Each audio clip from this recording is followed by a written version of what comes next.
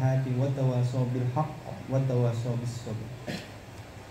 Ma'asyiral muslimin, jamaah Jumat yang dirahmati oleh Allah, pada hari Jumat yang mulia ini, marilah kita bersama-sama mengucapkan segala puja, puji, syukur kepada Allah Subhanahu wa taala yang telah memberikan kita nikmat kesehatan, keselamatan, dan nikmat iman sehingga kita bisa dapat berkumpul pada hari Jumat ini untuk melaksanakan ibadah sholat Jumat.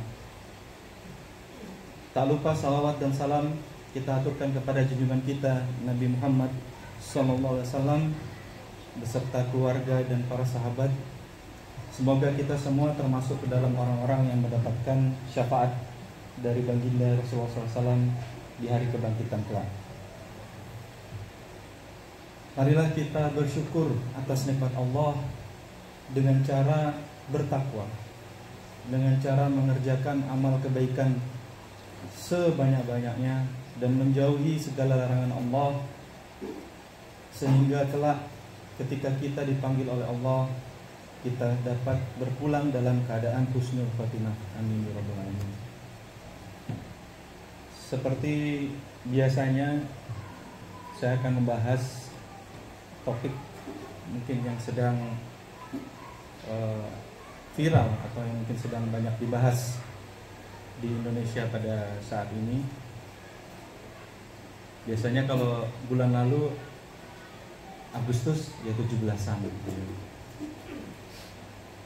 atau sebelumnya lagi tentang LGBT, ada kasus pembunuhan. Nah, kali ini bingung saya, nggak ada kejadian apa-apa. Lalu saya ingat ada seorang putri, namanya juga Putri Aryani dari Bantul. Beliau ini buta, tidak dapat melihat, tapi bisa masuk ke final American Got Talent. Jadi dari Indonesia dalam keadaan buta bisa membanggakan nama Indonesia. Tiada yang mengira ya, kisah seperti ini itu seperti di dongeng. Mungkin bapak ibunya juga tidak akan mengira dia bisa sefenomenal itu. Bahkan sebenarnya dari Indonesia ada 2 pesertanya. Satu lagi itu penyanyi yang memang sudah terkenal, namanya Cakrakan, tapi dia tidak bisa lanjut ke babak semifinal. Nah, ini Putri ini dia dapat golden buzzer, langsung masuk semifinal, dan di semifinal dia masuk lagi ke final. Luar biasa ini, membanggakan. Nah, kita hanya bahas itu saja. Kisah selanjutnya ini sama-sama butanya. Jadi ini adalah kisah seorang perempuan tua sederhana, pedagang tempe, namanya Mbah Jum. Jadi Mbah Jum ini setiap pagi dia berjualan ke pasar, dibonceng oleh cucunya. Nah, sesampainya di pasar, dia gelar dagangannya sambil menunggu pembeli yang datang. Dia isi dengan berzikir, bersolawat. Kemudian 2 jam setelah dia berjualan, anaknya itu datang untuk menjemput. Anaknya kebetulan juga bekerja di pasar itu sebagai kuli yang biasa bantu pembeli untuk mengangkat-ngangkat barang. Jadi ketika sudah 2 jam, ini biasanya dagangan tempe Mbah Jum ini sudah habis. Dia selalu pulang, bahkan lebih awal dari pedagang lainnya. Sebelum pulang, Mbah Jum ini minta kepada cucunya untuk menghitung uang hasil dagangannya. Kalau sudah sampai di 50.000, itu yang 50.000 itu dia simpan, sisanya dia minta untuk disumbangkan ke masjid atau ke kotak amal gitu. Alasannya apa? Mbah Jum ini bertutur bahwa modal dia untuk membuat tempe ini hanya 20.000. Jadi paling banyak itu dia harusnya hanya dapat 50.000. Kalau lebih itu berarti punyanya Gusti Allah katanya. Harus dikembalikan lagi ke rumahnya Gusti Allah, yaitu di masjid. Jadi kalau ada lebih dari 50, simbah masukin uang lebihnya ke masjid. Jadi si Mbah Jum ini setiap hari bawa tempenya itu sama jumlahnya, tidak pernah lebih. Jadi dengan jumlah yang sama ini ternyata hasil jualannya bisa berbeda-beda. Karena dia seorang buta, jadi ketika ada orang yang membeli dagangannya, dia tanya uangnya pas atau lebih. Kalau lebih silakan ambil kembaliannya sendiri. Lalu pembelinya itu mungkin karena iba, oh uangnya pas Mbah, oh 10.000 pas. Nah tapi kenyataannya menurut cucunya itu sehari bisa dapat 300.000, 350.000. Nah itu ya karena itu, mungkin karena iba, ada yang ngasih 100.000 tidak mau dikasih kembalian, ngomongnya uangnya pas. Begitu setiap harinya. Sehingga Mbah Jum ini hanya membawa pulang uang 50.000 saja, sisanya disumbangkan kepada masjid. Ini baru satu dari kebaikan Mbah Jum ini. Cuman dari yang pertama ini, mari kita introspeksi diri kita. Apakah kita sudah sehebat Mbah Jum ini, selegowo dan seikhlas Mbah Jum ini? Kadang-kadang ada yang bayar pas, kita maunya lebih.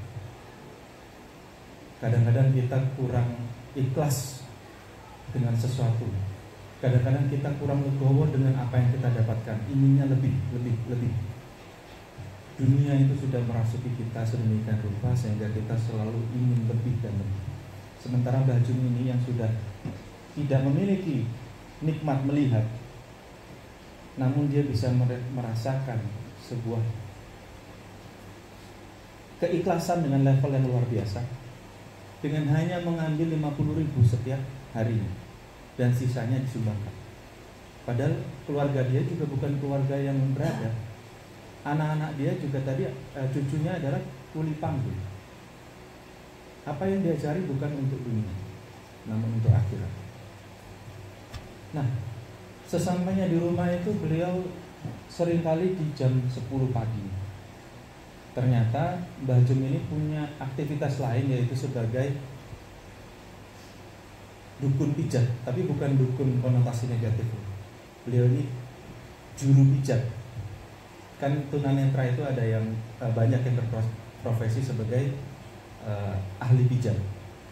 Jadi Mbah Jum ini juga sering didatangi tetangga atau orang-orang untuk dipijat, khususnya anak kecil. Jadi kalau ada yang batuk, pilek, atau rewel, kejang, diare, muntah-muntah, orang tua mereka akan langsung mengantarkan ke rumah Mbah Jum untuk dipijat. Jadi Mbah Jum ini sehari-hari selain berjualan tempe juga sebagai juru pijat tunanetra. Namun beliau juga tidak pernah memberikan tarif, dan seringkali uangnya ini disumbangkan lagi. Kok bisa? Nah, ketika ditanya, penjelasannya ini luar biasa. Ini sudah levelnya itu menurut saya sudah bukan level sembarangan. Sudah level wali kalau kita bilang.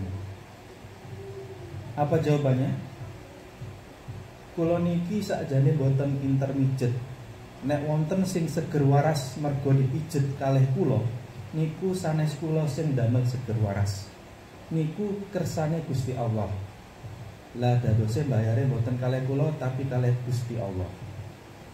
Artinya saya itu sebenarnya enggak pintar memijat. Jadi kalau ada yang sembuh karena saya pijat, itu bukan karena saya tapi karena kuasa dari Allah. Jadi bayarnya ya jangan sama saya, tapi sama Allah.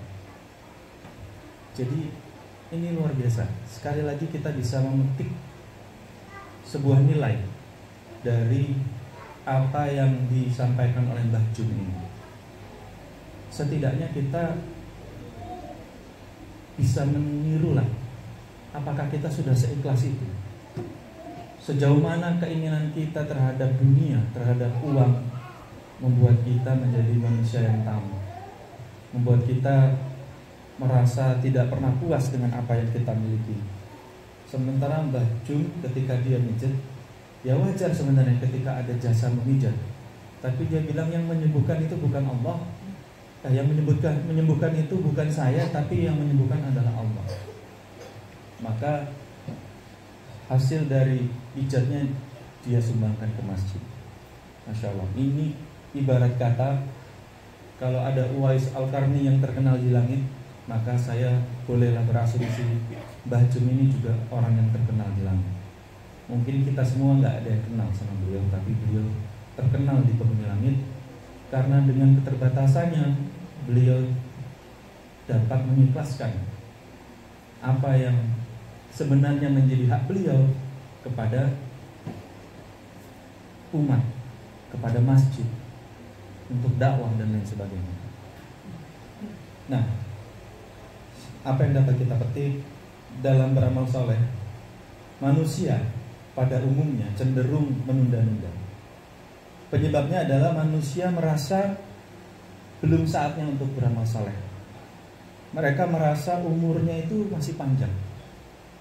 Saya masih muda, nanti ajalah beramal soleh itu nanti kalau sudah tua. Nanti kalau uang sudah banyak ajalah saya nyumbang masjid. Wah, saya masih sibuk ini, nanti ajalah ke ngajinya nanti aja. Baca Quran nanti aja kalau saya sudah pensiun, misalkan gitu. Jadi justru kita fokus kepada dunia dan lupa kepada akhirat. Nah, ini adalah suatu kesalahan yang terjadi pada manusia pada umumnya.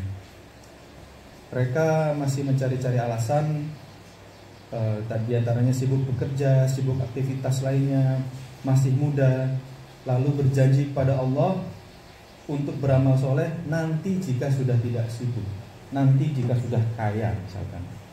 Ini sebenarnya tidak baik. Ini membuat kita lalai dan membuat hati kita menjadi lebih keras. Seorang beriman itu tidak akan menunda-nunda untuk beramal soleh. Mereka akan terus dalam setiap kesempatan berupaya untuk bisa beramal saleh dan bersegera. Jadi bersegera beramal saleh, tidak menunda. Karena mereka selalu merasa dirinya ini kurang. Amal saleh yang mereka lakukan ini kurang. Jadi mereka selalu berusaha untuk sebanyak-banyaknya melakukan amal saleh. Dan ingat, kita ini di dunia hanya sebentar. Rasulullah SAW bersabda bahwa hidup di dunia ini seperti musafir yang sedang istirahat di bawah pohon. Istirahat itu tidak lama, cukup sebentar, kemudian dia akan melanjutkan perjalanannya. Dalam hadis riwayat Tirmizi disebutkan, ada kecintaan apa aku dengan dunia? Aku di dunia ini tidak lain kecuali seperti seorang pengendara yang mencari tempat berteduh di bawah pohon, lalu istirahat, kemudian meninggalkannya. Jadi ini adalah kesalahan kita semua, dan biasanya manusia itu baru sadar itu terlambat. Pada hari kebangkitan itu banyak sekali manusia-manusia yang menyesal. Mereka ingin dihidupkan lagi walaupun hanya sehari. Karena dalam Quran surat Al-Mu'minun Allah bertanya, berapa tahunkah lamanya kamu tinggal di bumi? Mereka menjawab, kami tinggal sehari atau setengah hari. Maka tanyakanlah kepada orang-orang yang menghitung. Allah berfirman, kamu tidak tinggal melainkan sebentar saja, kalau kamu sesungguhnya mengetahui. Quran surat Al-Mu'minun ayat 112 sampai 114. Juga dalam surat An-Naziat, a'udzubillahi minasyaitonirrajim, ka'annahum yawma yarawnaha lam yalbasu illa ashiyatan aw duhaha. Pada hari mereka melihat hari berbangkit itu, mereka merasa seakan-akan tidak tinggal melainkan di waktu sore atau pagi hari. Jadi ingat, ayat-ayat ini, hadis-hadis ini mengingatkan kita bahwa hidup di dunia hanya sebentar. Kalau cuma sebentar, terus apa yang mau kita banggakan? Apa yang mau kita bawa? Maka kita harus memperbanyak amal soleh dan istiqomah dalam melaksanakannya, sekecil apapun itu. Dalam sebuah hadis dari Aisyah radhiyallahu anha, beliau mengatakan bahwa Rasulullah SAW bersabda, habbul a'mali ilallahi ta'ala adwamuha wa in qalla. Amalan yang paling dicintai oleh Allah Subhanahu wa taala adalah amalan yang continue, yang berkelanjutan walaupun hanya sedikit. Aisyah pun ketika melakukan suatu amalan selalu memiliki keinginan keras untuk merutinkannya. Hadis riwayat Muslim. Aqulu qouli hadza wastaghfirullahu li wa lakum wastaghfiruh innahu huwal ghafurur rahim.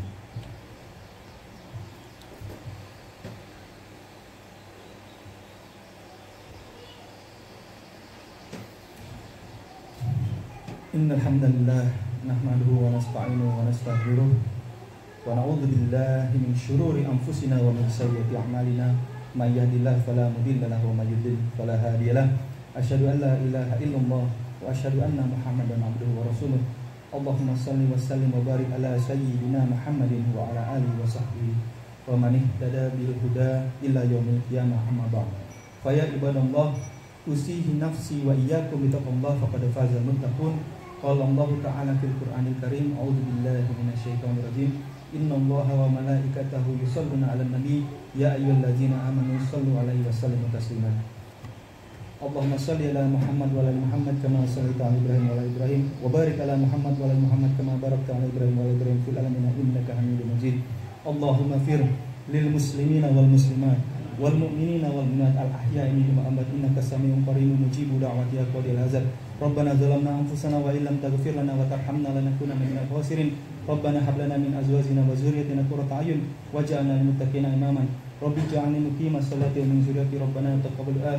Rabbana ighfir lana dzunubana wa liwalidayna warhamhuma kama rabbayana shaghira. Rabbana la tuzigh qulubana ba'da idh hadaytana wa hab lana min ladunka rahmah innaka antal wahhab. Rabbana atina min ladunka rahmatan wa hayyi lana min amrina rasyada. Rabbana atina fid dunya hasanah wa fil akhirati hasanah wa qina azabannar. Subhana rabbika rabbil izzati amma yasifun wa salamun alal mursalin walhamdulillahi rabbil alamin. Aqimussalah.